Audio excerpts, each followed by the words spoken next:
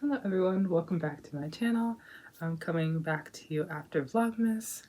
I had to wait after Vlogmas to film this video because I didn't want to wait. I was too excited to wait till 2024 to film this, 2025 to film this video, but I wanted to get as close to the end of the year as possible.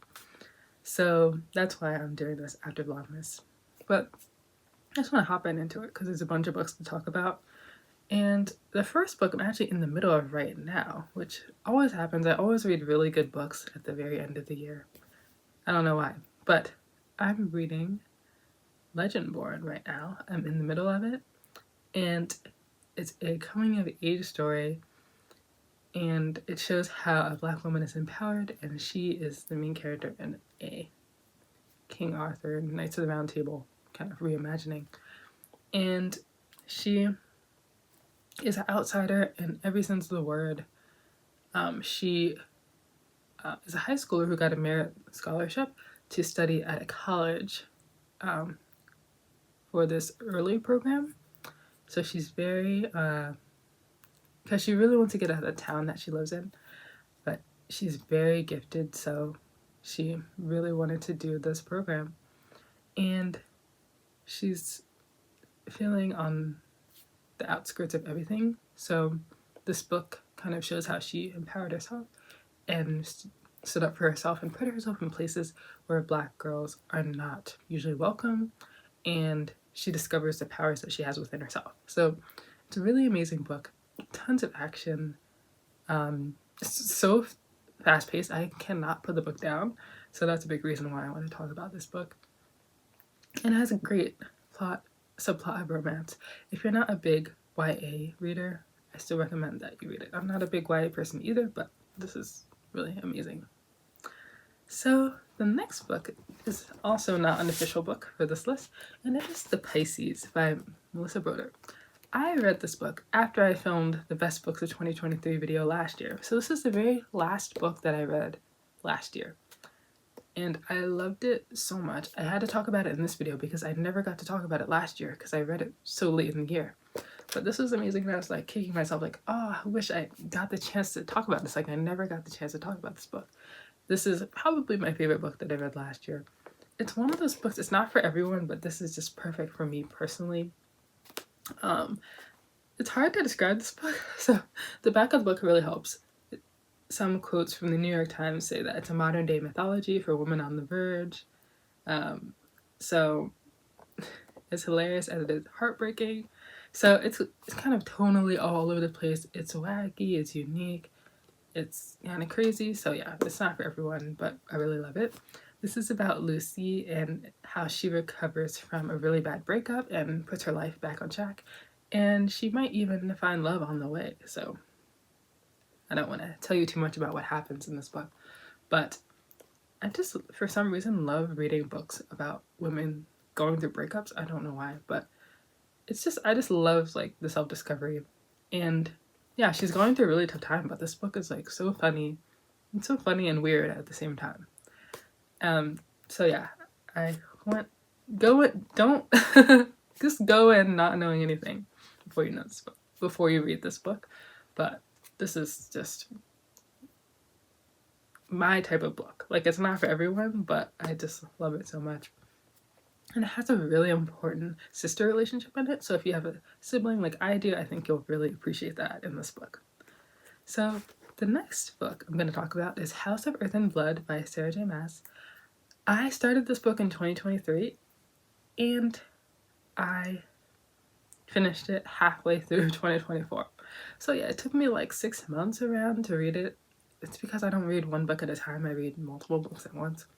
So yeah, it took me a really, really long time to get through it, but I loved it. This is my favorite series by Sarah J Maas. I just, I don't know, there's so much that happens in it, but it's an urban fantasy. So it's set in modern day, but not in a way that's like irritating, or they don't talk about any like modern day pop culture, so don't worry about that. So it's like its own world. So it evolved around Crescent City as the whole series does. Every mythical creature you can think of is in it. We've got vampires, we've got werewolves, we've got fae, there's so many that like I can't really name them all. That was kind of tricky for me. How many mythological beings were in it? Like it's literally kind of infinite. So yeah, that was kind of difficult, but I did have to watch videos to like understand all the characters and how they all interacted. But that aside, I really did like it. I'm just most interested in this series by Sarah J. Maas more than the others. But yeah, I really like the slow burn. I just really enjoy it. I think it's really funny, and yeah, I just resonate with this series the most. The next book that I really loved from earlier this year is Big Swiss. This book it's a dark comedy. So yeah, it's not for everyone. Check trigger warnings. I mean, it's not like none of these are really difficult or super difficult reads, but yeah, it's not the lightest of subject matter. I don't want to give away what this book is about, so I'll try to give you the bare minimum. It's about a person who is listening to audio from therapy sessions in order to transcribe them. And let's just say they get a little too interested in the person that is receiving the therapy and these therapy sessions. And they kind of get a little too in the business of those involved in these therapy sessions. And I'll just leave it at that. I don't want to tell you what happens, but it's amazingly written, darkly funny. Yeah, it's not for everyone, but yeah, I don't want to talk too much about it and spoil it. So I went into these books not knowing anything, so I want you to go into it not knowing anything. So yeah, if you like dark comedy, literary fiction, you'll like this one. So yeah, the next book that I'm going to talk about is The Handmaid's Tale by Margaret Atwood. This book was published in 1986. As you all know, it's a very well-known show on Hulu, so I'm sure you already know what it's about. But if you don't, it is about after a national political struggle. As a result, women have been subjugated to men, and so there's this big cultural shift after this cultural war. Women are completely at the mercy, beck and call of men. This book follows a handmaid who is just like a servant to the desires that a man wants. So this, and the handmaid, because of how the society is set up, is very ignorant to how things function in the society, in this male-dominated society, and how things have come to be. So when you're reading this, you're in the perspective of the handmaid who doesn't really know a lot that's going on. It brings up very important topics such as gender roles, sexual and reproductive freedoms, religion, free will, power, control, and subjugation. I think while I was reading this, I was thinking, why isn't this required reading in every school? But it does have a bit of adult parts as you get further into the book, so I kind of understand that.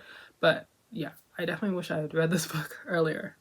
If you're thinking about it, you should definitely do it. It's not too long of a book, so I recommend everyone read this book. So the next book that I'm talking about is Butcher and Blackbird. This is different than every other book. This is a dark comedy romance about two serial killers who kill other serial killers. They make a competition out of who can kill the most serial killers, and throughout this competition brings them closer, and they grow a romantic relationship. So yeah, as I say for every book, this is not for everyone. Yeah, so yeah, make sure you're of age and you're not too squeamish. I mean, I got through it. Like, I can't read horror books, but I got through this pretty easily. But yeah, there are some gross parts. One of the the content warnings is accidental cannibalism, so you can't stomach that. But yeah, so yeah, the book is not too dark because it's just a comedy, so it wasn't really difficult to get to. And yeah, I read it so quickly, I really enjoyed it, and I thought it was funny. So yeah. The next book is very different. It is Strange the Dreamer by Laini Taylor. This book is about a secret city called Weep and a scholar, Strange, who is an expert on this, and he's the only one who really understands this secret city, and even though he's an outsider, and also his relationship with the Muse of Nightmares, and she has the power to enter anyone's dreams and control those dreams.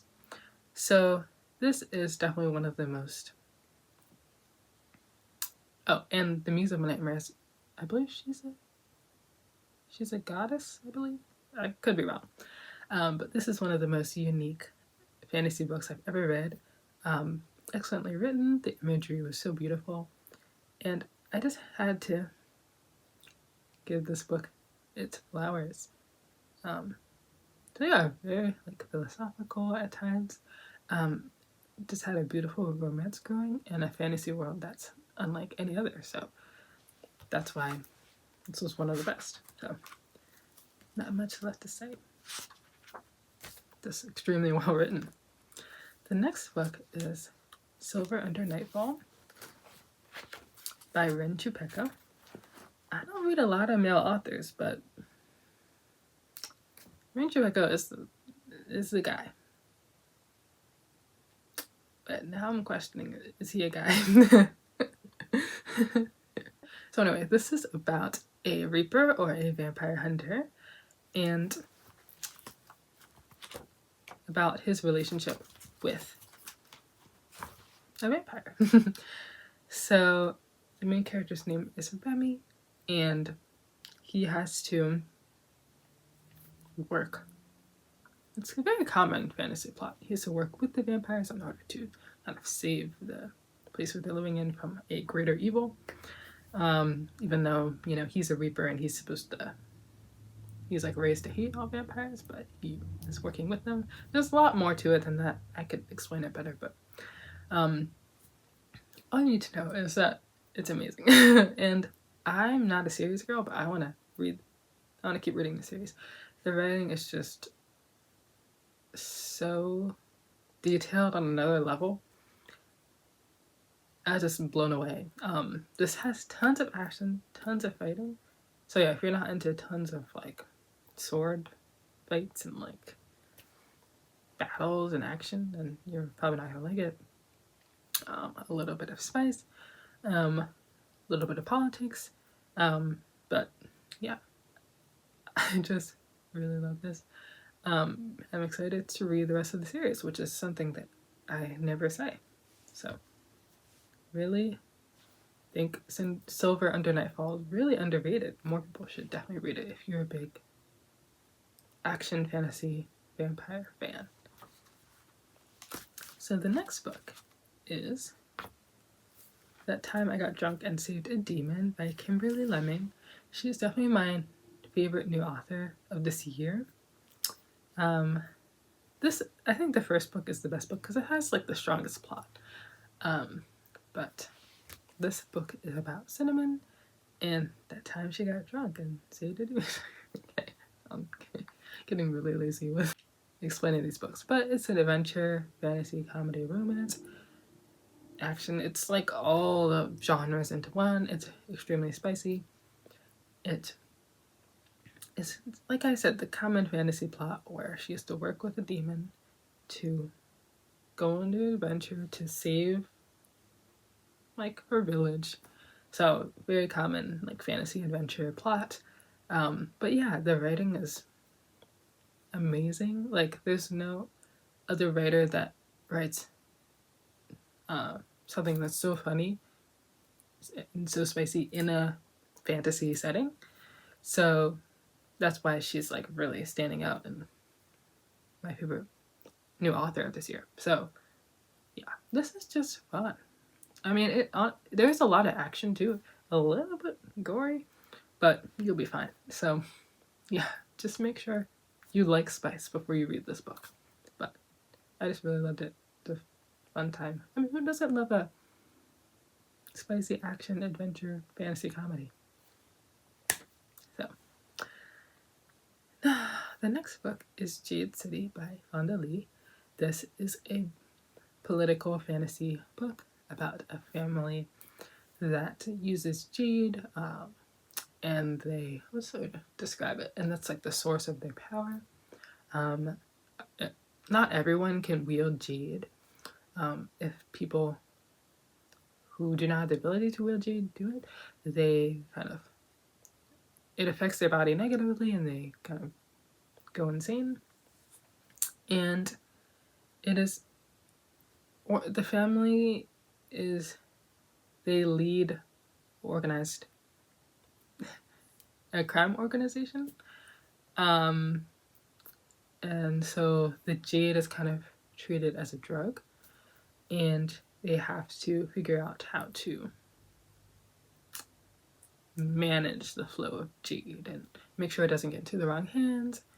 And they battle other factions for territory and political power. So yeah, this was, Jade City is definitely like kind of setting you up for the rest of the series. So yeah, I could tell, you know, it was a giving first book, but yeah, it's amazing.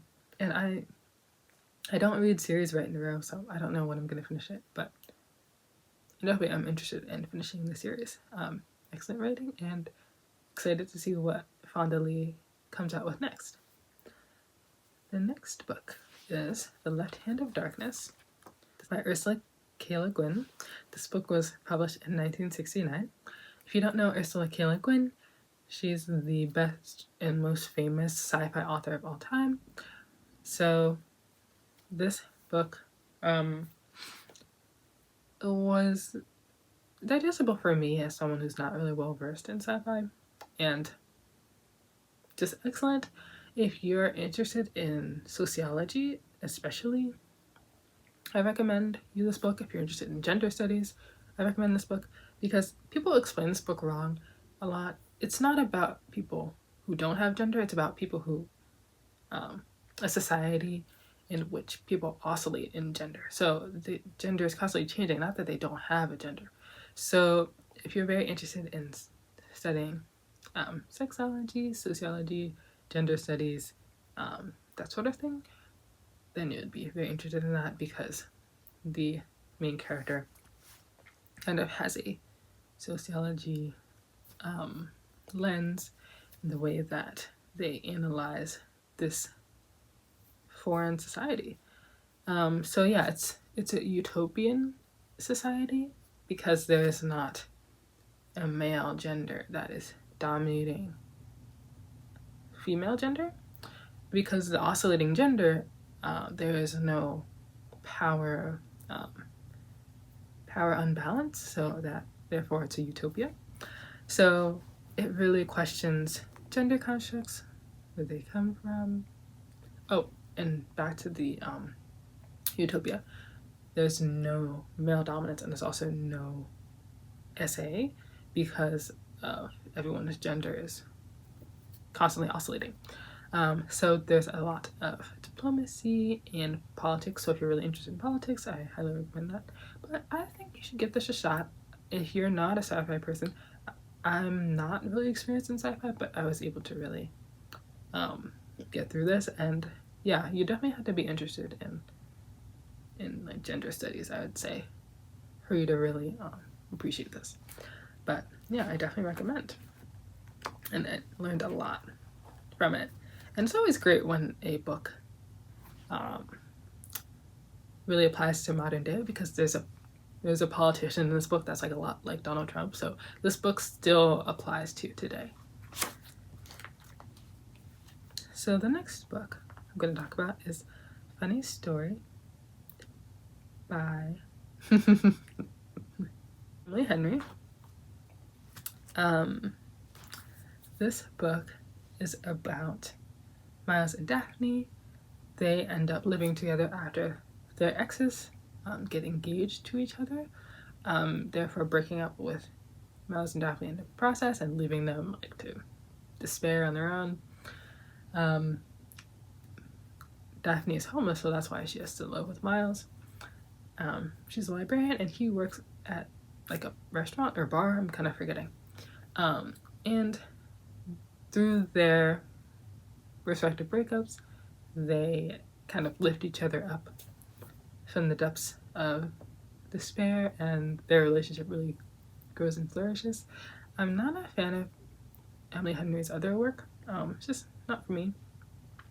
But this, like, really worked for me. I really enjoyed. I think the main thing is the characters. Miles was really real. A lot of males in romance books don't seem like real people. They're either too good to be true or like too terrible to be true. So Miles is like, he seems like a guy that I met in college, and he's just very like relaxed, laid back. He's described as like kind of looking like a scruffy drug dealer. So he's like a normal guy. So he just seems so real and like someone I knew. And so the story was like really realistic, even though the setup for the book is kind of unrealistic. But yeah, and then I really liked their dynamic when they were living together. It had like great tension when they were like cohabitating. So I just really loved the romance, how it developed, and it like made my ears made my eyes like misty. So she really got me. So next time Emily Henry writes something that I think that interests me, I might pick it up. Now I guess I'll talk about two more. So here's my copy of Daisy Haynes. I definitely need more tabs. I don't have many tabs, and I don't know where they are, so that's my excuse. But yeah, I definitely need to add more. I'm talking about this book because this was a 4-star, but the writing was so excellent that I have to talk about it. So this is the second book in the Magnolia Park series. I believe you're a Magnolia girly or a Daisy Haynes girly, and I'm a Daisy Haynes girl. She is part of a organized crime family, and if you're not big in organized crime and like reading about all the violence and stuff, that kind of takes a back seat. It's more about like her romantic relationships. That's like mainly what this book is about. So why it's not 5 stars is because I don't know how to describe it. Like the character dynamics kind of got repetitive. It's a lot of unrequited love, so it got kind of repetitive. So yeah, that's probably why it's not a 5-star. But I'm talking about it because the writing. Well, I did highlight it. There you go. Is like she just. Okay. I should just tab where I've highlighted. But how Jessa Hastings writes emotion is like just incredible. Like she writes about emotions, like she can make metaphors that makes emotions objects, and like she just makes every emotion so visceral. So yeah, the writing's amazing. So yeah, the plot isn't as great, but the writing is great. So I'm very excited to keep going. I hear the books get better over time. So yeah, I really recommend this. If you didn't like Magnolia Parks, I recommend that you read Daisy Haynes. And like I said, don't worry, it's not too much about the organized crime part of things. So yeah, I'll definitely go back and tab this one. But yeah, I really recommend this one. And there's one last book to talk about, and it's Cleopatra and Frankenstein. Oh my gosh, I need like my own separate video for Cleopatra and Frankenstein. Like, there's so much I want to talk about. Like the fact that I went on Goodreads and there's a lot of bad reviews. And I think one of the main things is that so this book revolves around a cast of characters, not just Cleo and Frank.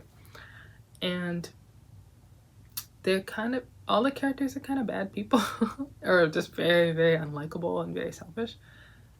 But that was fine to me. Like, it's so excellently written. So this is about, as I said, Cleo and Frank. Cleo is British and Frank is American, and they kind of have a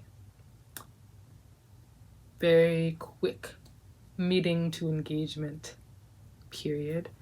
And in that they get married so quickly, they don't really know what they want in a relationship, and they're not stable enough themselves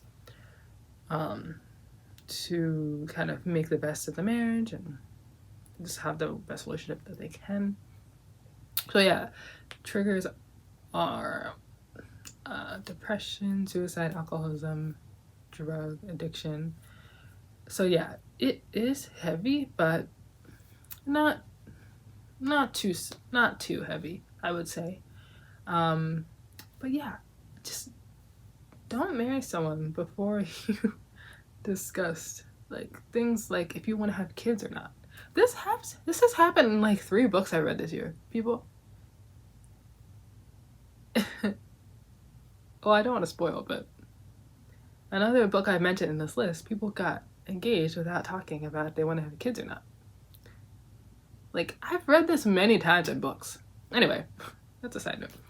But it is about the central couple, Cleo and Frank, and people that are related to Cleo and Frank, and how Cleo and Frank's relationship affects these other people. And so I did not know it was about a cast of characters, but this is one of the best books I read this year because I haven't read an author that was able to write so well very diverse characters as well as Coco Mellows. I have never read it. I hate to compare this to Normal People, but I'm sorry, I am. Like, Normal People, like, I feel like all the characters are very like similar to each other, and I'm not getting that kind of like diversity and like the skill to be able to be. I'm not sure if Coco Mellows race, but she's able to write a half black woman. I think to me it seemed pretty authentic. I'm not half black, but I really like understood her, so she felt super authentic. So to convincingly write characters that are very different from each other, very diverse, I've not read an author that can do that. And just give them so much depth and make them seem true to them, even though she's really trying hard and writing a bunch of diverse perspectives. So I've never read an author that could do that. So yeah, it was just so excellently written. Funny enough, I listened to this while working out at the gym, which I don't recommend. I literally working out to Cleo and Frank like arguing with each other. So yeah, but audiobooks take me so long to get through. Like, I haven't heard anyone say this, but they take me longer to get through audiobooks than to read them. But yeah, it's just excellent. Like, I haven't read like a literary fiction like that. It's so excellently done. So yeah, I disagree with the negative comments. But yeah, I highly recommend that you read Cleopatra and Frankenstein. I think it's hard to debate whether she's a good author or not. She clearly is very talented, and I highly recommend. So that is all the videos. These are the best books that I read in 2024, and then also both Pisces. So thank you so much for watching. Don't forget to watch my 12 Vlogmas episodes that came out before this if you haven't already, and I'll see you in the next video.